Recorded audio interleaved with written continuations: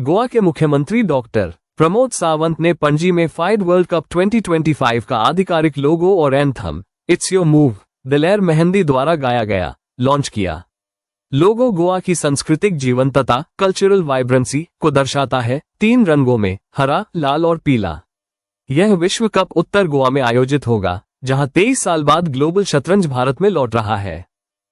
दिल्ली उच्च न्यायालय की न्यायमूर्ति प्रतिभा एम सिंह को वर्ल्ड इंटेलेक्चुअल प्रॉपर्टी ऑर्गेनाइजेशन विपो के एडवाइजरी बोर्ड ऑफ जजेस का चेयर 2025-27 नियुक्त किया गया है। ये पहली बार है जब कोई भारतीय और एशियाई न्यायाधीश इस पद पर नियुक्त हुई है। विपो, जो एक संयुक्त राष्ट्र यूएन एजेंसी है, विश्व स्तर पर बौद्धिक संपदा अधिकारों इंटेलेक्चुअल प्रॉपर्टी राइट्स को प्रोत्साहित करती है। चेन्नई अब भारत का पहला ऐसा शहर बन गया है जहां real time flood forecasting and spatial decision support system RTFF और एसडीएसएस पूरी तरह लागू हो गया है। ये परियोजना विश्व बैंक के पीडीजीएफ फंड से समर्थित है।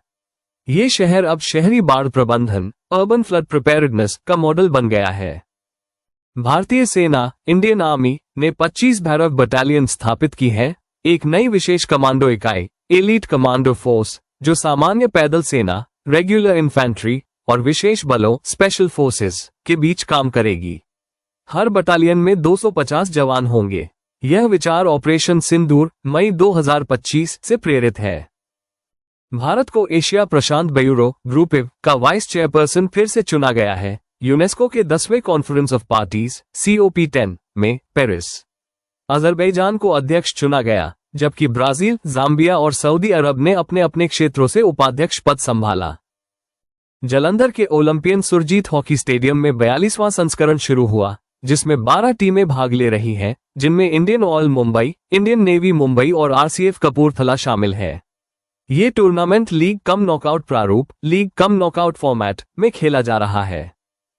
हर साल 23 अक्टूबर सुबह 6:02 से शाम 6:02 बजे तक मोल डे मनाया जाता है। एवोगाद्रो संख्या 6.02 गुना 10⁻23 के सम्मान में।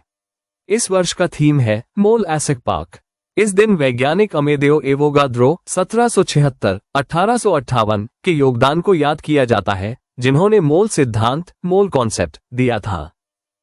भारतीय पहलवान विश्वजीत मौर्य ने 55 किलोग्राम ग्रीको रोमन वर्ग में कांस्य पदक जीता, कजाकिस्तान के एरेसल ममायबेव को 5-4 से हराकर।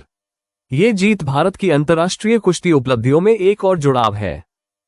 भारतीय मूल के इतिहासकार सुनील अमृत ने अपनी पुस्तक the burning earth N environmental history of the last 500 years के लिए ब्रिटिश अकेडमी बुक प्राइज 2025 £25,000 जीता।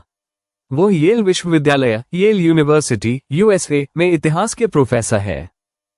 2 बार के ओलंपिक पदक विजेता नीरज चोपड़ा को टेरिटोरियल आर्मी में मानद लेफ्टिनेंट कर्नल की उपाधि दी गई है।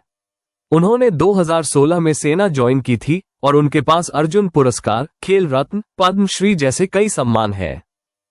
मणिपुर का प्रसिद्ध त्योहार निंगोल चाकोबा मनाया जाएगा, जो विवाहित बहनों और उनके भाइयों के बीच प्रेम और स्नेह के बंधन को दर्शाता है। निंगोल का अर्थ है विवाहित स्त्रियां और चाकोबा का अर्थ है भोज फीस्ट। भारतीय राष्ट्रीय राजमार्ग प्राधिकरण NHAI ने 23 राज्यों में 3D लेजर आधारित नेटवर्क सर्वे वाहन NSVS तैनात किए हैं, जिससे 20,933 किलोमीटर सड़कों की निगरानी की जा रही है।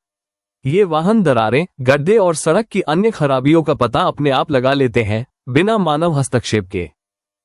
इट अमेंडमेंट रूल्स 2025 1 नवंबर से प्रभावी में रूल 3(1)D के तहत नए प्रावधान जोड़े गए हैं ताकि ऑनलाइन कंटेंट हटाने की प्रक्रिया पारदर्शी और जवाबदेह बन सके।